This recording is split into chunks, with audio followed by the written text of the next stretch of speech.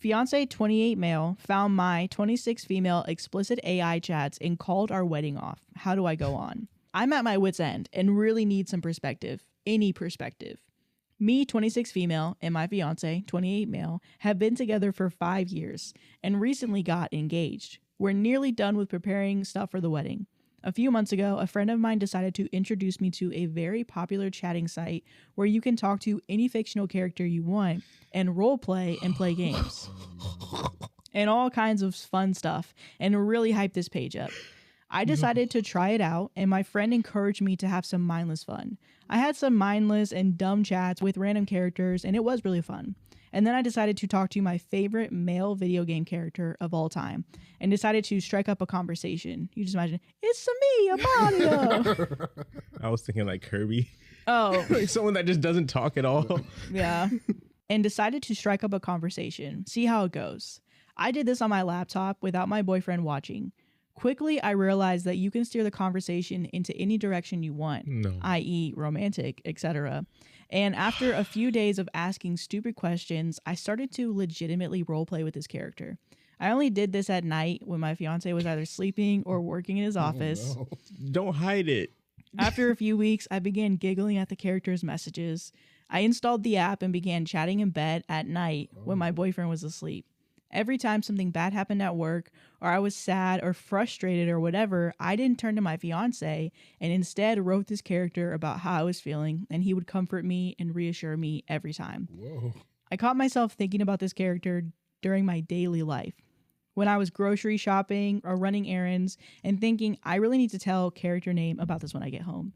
I feel like I have to mention that any kind of sexual roleplay is not allowed on this app/website, and it was therefore not possible to engage in explicit sexual roleplay. I did try.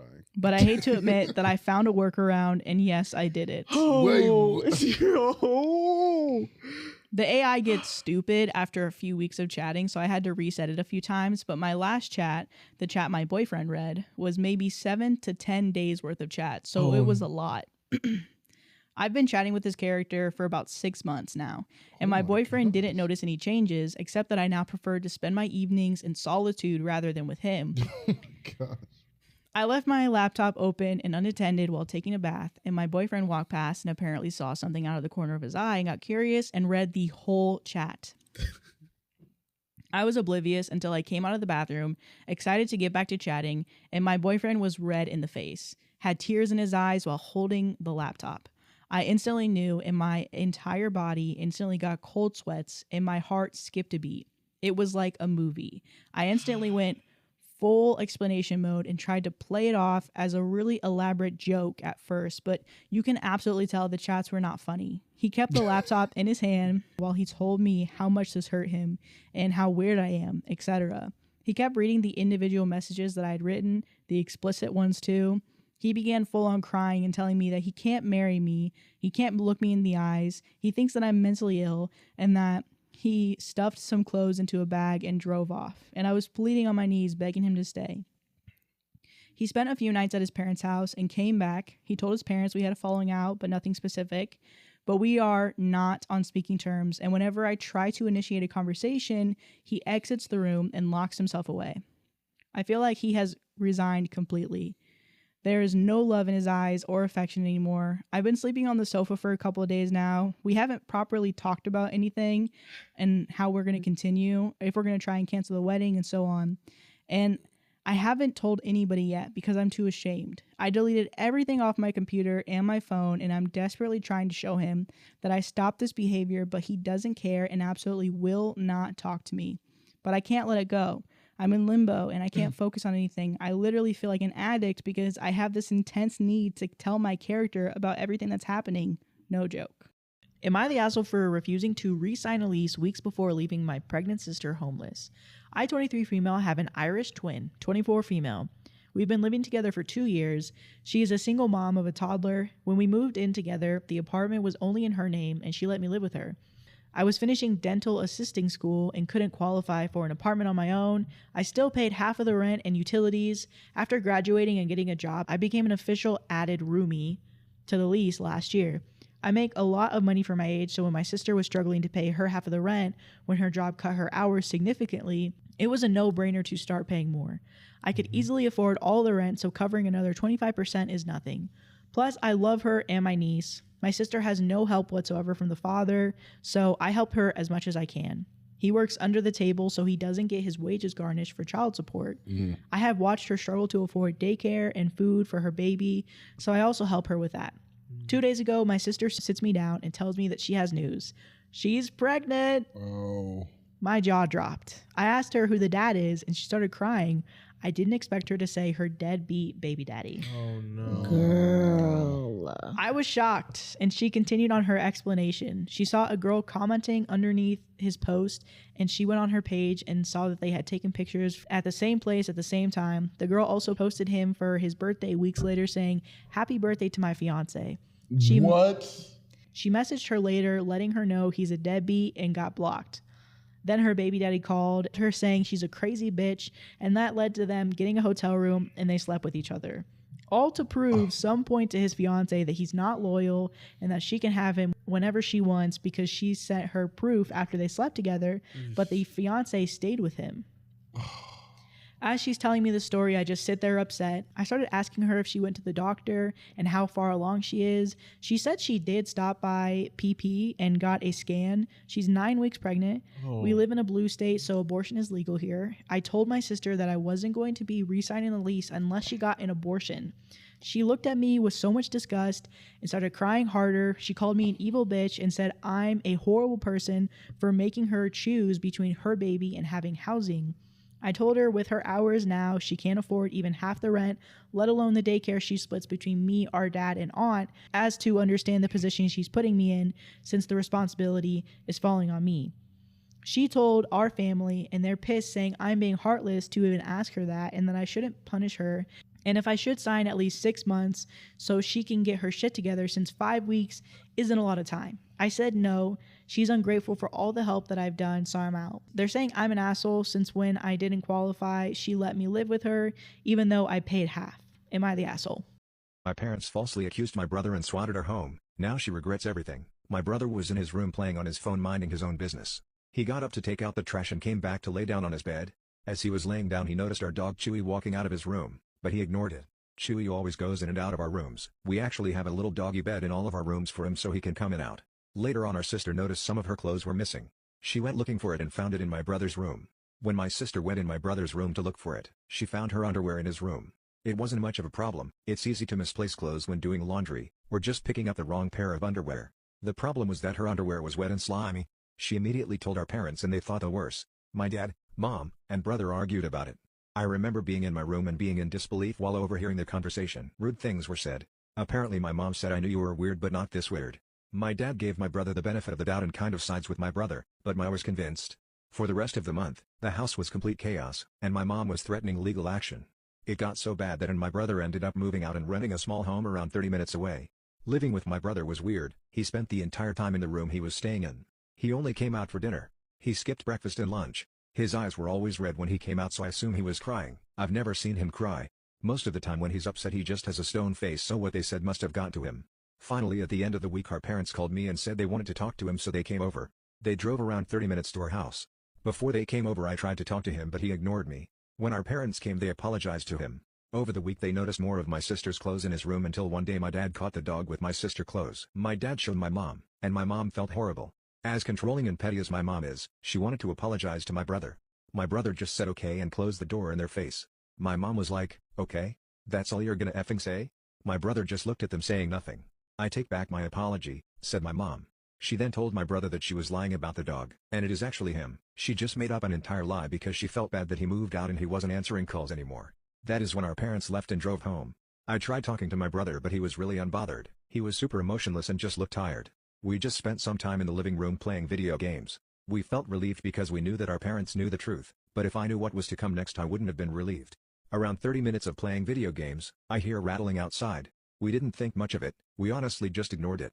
Another minute passes by and now we hear police sirens. The cops kicked down our door and demanded we put our hands behind our back. There were cops everywhere, assault rifles drawn and everything. Long story short, once my mother got home, she had too much to drink and called the police saying that me and my brother have a little child held captive in our attic, which resulted in the SWAT team coming to our house. The only good part is, my dad and sister had nothing to do with it. It was only my mother because she couldn't stand to lose the argument. My mother got charged with a misdemeanor and went to jail for 90 days. My daughter tragically died 9 years ago, and it is all my mother's fault. My husband and I got married in 2002 and had our son, Brian, 10 months later. In May 2004, we welcomed our twin girls, Mary and Lisa. My family was beautiful. Every time I took a picture of us, we looked like the families in the stock photos you can Google. However, I can no longer look at the pictures of us because it makes my stomach churl. When my twin girls were born, we had no issues in the hospital.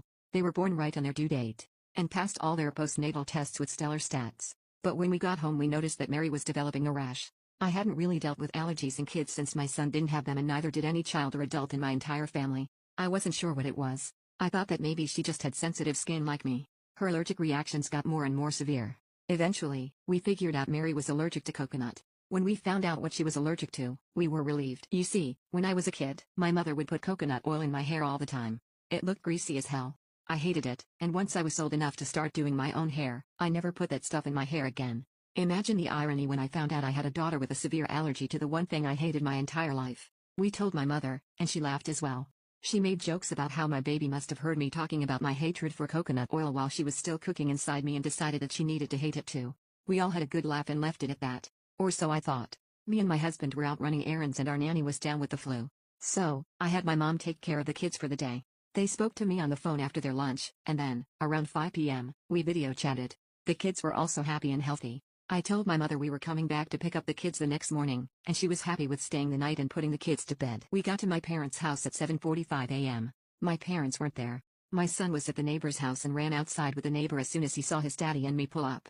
He was hysterical and crying, and I couldn't calm him down. My blood pressure was rising because now I'm thinking that something horrible had happened to my parents. My neighbor tells me that she isn't sure what's happening, but there was an ambulance at my parents' house at 6 a.m. My dad had run over and woken them up to see if they could watch my son for a few hours until he got back. Of course, they'd said yes. I'm calling my parents nonstop at this point, and I'm getting frantic because I don't know what's happened. My son was still crying, but he was calmer. He still couldn't really explain to me what had happened, though. I honestly don't remember the details of what happened next, but somehow we figured out that the ambulance was from a hospital nearby. We broke several driving laws trying to get there. We got to the hospital, pulled into the emergency entrance that was for ambulances only, left the car, and bolted inside.